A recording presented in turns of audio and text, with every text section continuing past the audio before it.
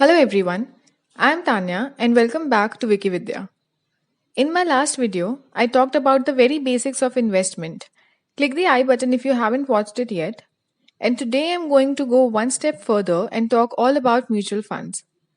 Let me start off by giving you a small example to make it easier for you to understand. Now suppose you want to travel from your city to a different city. To reach there, you have two options. If you know how to drive, if you know which road to take, and if you know what your destination is, you can drive there yourself. But if you don't know how to drive or which road to take, you can easily take a train or a plane and fly with other passengers who have the same destination and a pilot who knows how to fly the plane and which route to take. If we look at this example from a financial perspective, driving yourself would mean investing in the stock market yourself because you have the expertise and you understand how the stock market works. But if you have no idea of how and where to invest, this is where mutual funds come in. In the example, we saw that when you don't know how to drive, you take a plane. In the plane, we had passengers with the same destination and a pilot who would help everyone in reaching the destination. Similarly, in mutual funds, there is a fund manager who would pool money from a large number of people like you and me and create a fund. Now, with his expertise and his experience, he would invest this collected money in equities, bonds, or other securities. Every investor is given units which represents a portion of the holdings of the fund. The income or profit generated from this investment would be distributed among the investors after deducting certain expenses. So that is how a mutual fund works. Let us now look at the different types of mutual funds. There are many types of mutual funds in the market, but for now let us stick to the basic three categories, that is equity fund, debt fund and hybrid fund. Equity funds invest in shares or stocks of companies. They are considered high risk, but they also give you high returns. Debt funds invest in debt instruments like government bonds, debentures, etc. These are low risk assets, but the returns on them are also low.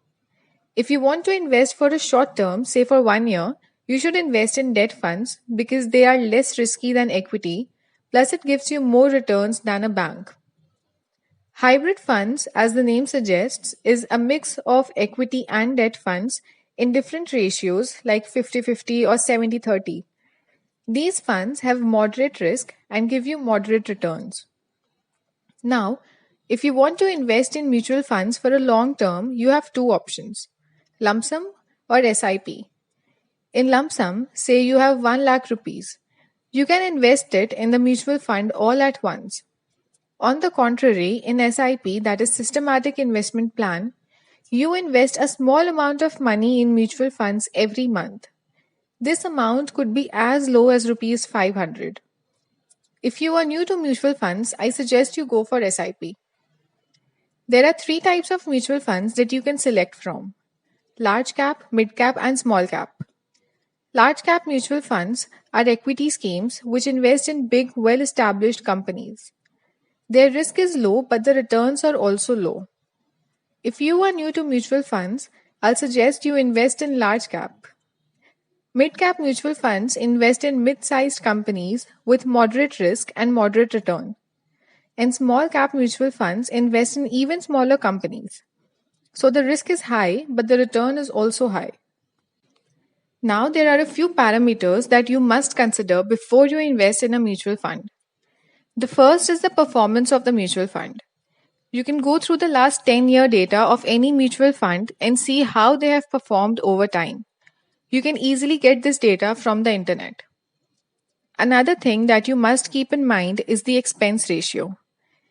This is the amount that is charged from you for maintaining your account, and it usually ranges between 1 to 3%. The experience of the fund manager is also very important for selecting a mutual fund because they are going to handle your money. So you should check who is the fund manager of the scheme you have selected and how was their past track record. Another parameter that you must check before investing in mutual funds is the entry and exit load. That is how much you would be charged for entering and exiting the scheme. Now that we have understood that, let's look at the steps involved in opening a mutual fund account. After you select the mutual fund based on the parameters we just discussed, you need to figure out how much money you should invest every month to meet your goals. This can be done by using an SIP calculator. Suppose you want to make rupees 1 crore in the next 10 years. The average expected rate of return of any mutual fund is around 16%.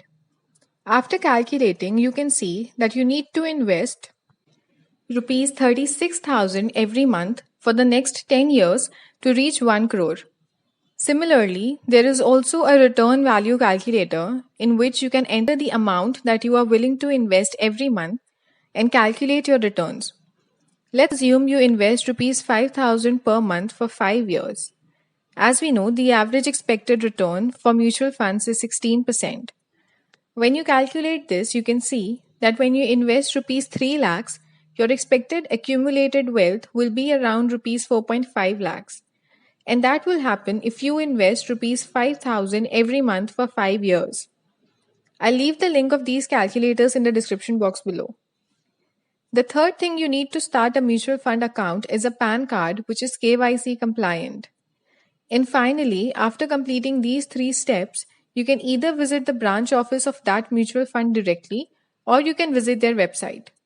You just have to enter your details, your SIP amount and the duration and you're good to go. And that is all you need to start a mutual fund account. But there is one important thing that you should always remember. Mutual funds are subject to market risk. Read all scheme-related documents carefully before you start investing. But there is one investment which has zero risk and 100% returns. And that is subscribing to my channel.